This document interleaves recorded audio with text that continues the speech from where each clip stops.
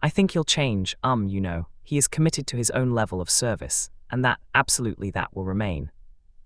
Because the royal family has mastered an art form that almost no other institution on earth can sustain. Absolute, impenetrable silence, a silence so disciplined it becomes a language of its own. Never complain, never explain. It is not merely a slogan, it is a survival mechanism, a code etched into the bones of the monarchy, passed down through generations that have endured wars, abdications, scandals, betrayals, and revolutions of public opinion. Silence is how they endure, silence is how they outlast.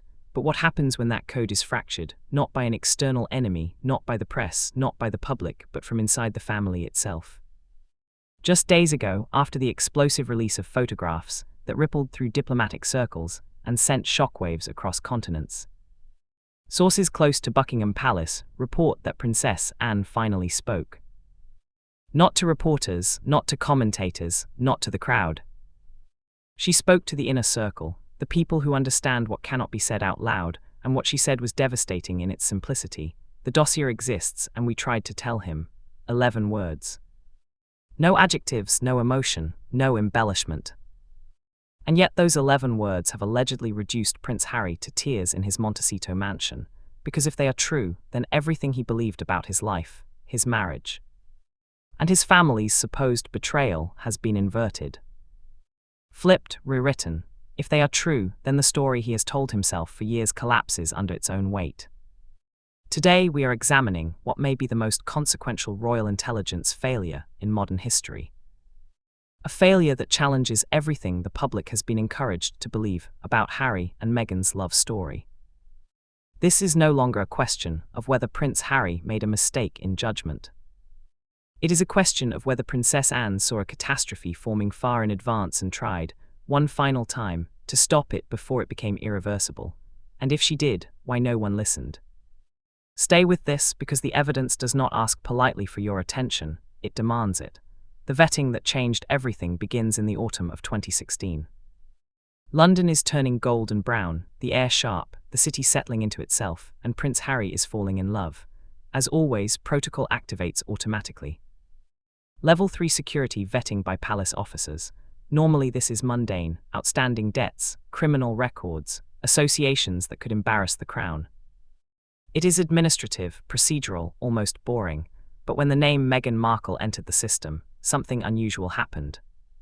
Something that caused unease, not only within palace security, but within British intelligence itself. Pause here, because this is the pivot point. What could possibly exist in the background of a mid-level cable television actress that would attract the attention of intelligence analysts trained to assess threats to national security? According to palace insiders, the vetting revealed a contradiction so stark it could not be smoothed over. Between 2008 and 2012, Meghan publicly described herself as a struggling actress, barely scraping by in the ruthless Hollywood ecosystem. Her documented income reflected this narrative: minor roles, brief appearances, no long-term contracts, no sustained success. She held a briefcase on a game show. She played characters without names. This was the official story, the underdog tale that would later be polished into a modern fairy tale. But the intelligence data told another story entirely. Surveillance reports allegedly placed this same woman on Mediterranean superyachts worth tens of millions of dollars, attending private gatherings so exclusive that entry alone signaled elite status.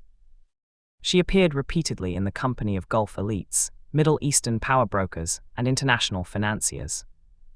Princess Anne, known for her pragmatism, her discipline, and her close working relationship with security institutions, was reportedly among the first senior royals to read the file. What she saw chilled her. She examined the timeline, she examined the finances, she examined the travel logs, and then she asked the only question that mattered: who paid for this? Because struggling actresses do not circulate effortlessly through elite global power spaces without sponsorship. Someone covered the flights, someone arranged the access.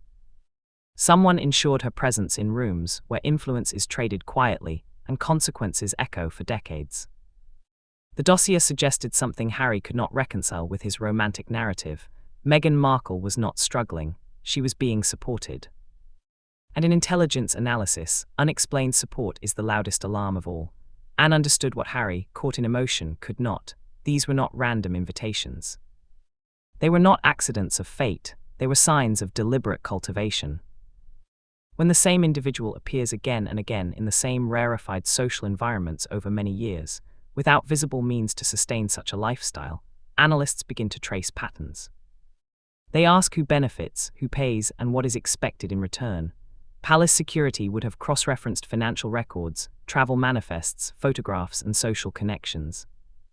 They would have mapped networks, identified recurring names, recurring locations, recurring sponsors. According to those familiar with the process, a pattern emerged stretching from California to Monaco, from the Mediterranean to the Gulf.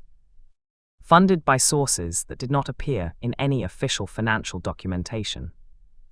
Then came the confrontation that reportedly shattered the relationship between aunt and nephew. A meeting Harry would later interpret as cruelty, but which Anne believed was her last attempt at protection. Imagine the position she was in, holding classified material. Facing a nephew deeply in love, planning a wedding watched by billions, and knowing something he refused to accept. Knowing that the woman he intended to marry matched a profile intelligence analysts have studied for generations. Anne did not lecture him about class or propriety, she spoke about security.